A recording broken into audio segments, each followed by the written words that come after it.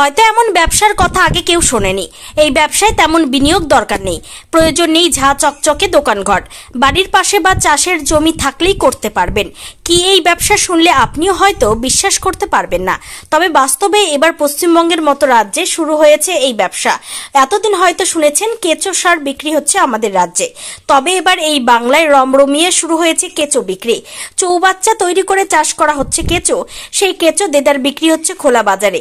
বিক্রির জন্য কোথাও নিয়ে যেতে হচ্ছে না, ক্রেতারা বাড়ি এসে নিয়ে যাচ্ছেন। এতদিন হয়তো বিদেশে কেঁচোর বিক্রির বিষয়টা জানতেন সকলে, এবার আমাদের রাজ্যে শুরু হয়েছে কেঁচো বিক্রি। দাম শুনলে চমকে যাবেন। সাধারণ এই কেঁচো বাজারে বিক্রি হচ্ছে 1000 টাকা কেজি দরে। চাহিদাও ক্রমশ বৃদ্ধি পাচ্ছে মালদার বাজারে। মালদা জেলার এক কৃষক শুরু করেছেন এই কেঁচো বিক্রির ব্যবসা। তার কাছ থেকে অনেকেই কিনে নিয়ে যাচ্ছেন, এমনকি সরকারিভাবেও তার কাছ থেকে কেঁচো কেনা হচ্ছে। মালদার ইংরেজবাজার ব্লকের অমৃতির বাসিন্দা সাইফুদ্দিন আহমেদ, তিনি পেশায় একজন কৃষক। গত 20 বছর ধরে কেঁচো সার উৎপাদন করে আসছেন। বিধানচন্দ্র কৃষি বিজ্ঞান কেন্দ্র থেকে তিনি কেঁচো সার তৈরির প্রশিক্ষণ নেন।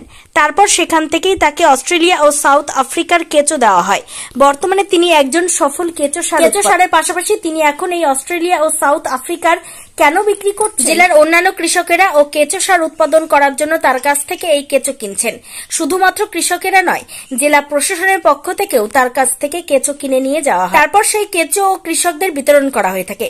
বর্তমানে তিনি 1000 টাকা কেজি দরে বিক্রি করছেন বিদেশি এই কেঁচো। কেঁচো সার বিক্রির পাশাপাশি কেঁচো বিক্রি করেও বছরে ব্যাপক রোজগার করছেন মালদার এই কৃষক। এটা তো আমাদের অফিসই প্রথমে সাপ্লাই দিয়েছিল, তারপরে বিসিকেবি বিধানচন্দ্র কৃষি বিশ্ববিদ্যালয়ের একটা পার্টি আছে, ওখান থেকে আমরা কেঁচো সাপ্লাই পেয়েছিলাম। কোথাকার কেঁচো এগুলো? এটা হচ্ছে সাউথ আফ্রিকান অ্যান্ড অস্ট্রেলিয়ান, এর নাম হচ্ছে আর ইসানিয়া ফলিডিটা। বেস্ট কোয়ালিটি বলতে পারেন, আমাদের ওয়েদারে ভালো চলে।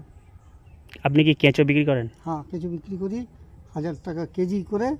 হ্যাঁ, এবং যেখানে দিই সময় সময় অফিস, যেমন ইরিগেশন থেকে নেয়, ফার্মারকে দেয়, সেই ফার্মারদের কাছে গিয়ে আবার তাদেরকে ট্রেনিং দেওয়াতে হয়, কীভাবে হবে, কতটুকু জল লাগবে, কী ধরনের ট্যাঙ্কি হবে, হ্যাঁ, এগুলো বুঝিয়ে যাতে তাদের মার না খায় কেঁচো, পরবর্তীতে যাতে তারাই আগাতে পারে। আমি বহুবার চেষ্টাও করে যাচ্ছি, এখনও ঠিকভাবে দাঁড়াতে পারিনি যদিও তারা, কিন্তু আমি চেষ্টা করে যাই এই কেঁচো সারের উৎপন্ন যাতে শুধু আমি না, সারা ডিস্ট্রিক্টে হয় এবং এর জন্য বিষপ্রাপ্ত ফল থেকে বাঁচতে পারি আমরা সবসময় চেষ্টা করি। বলছি, আপনি যে কেঁচোগুলো বিক্রি করেন সেটা কি শুধু মালদার লোকজনই কেনে নাকি বাইরে থেকেও কিনতে আসে?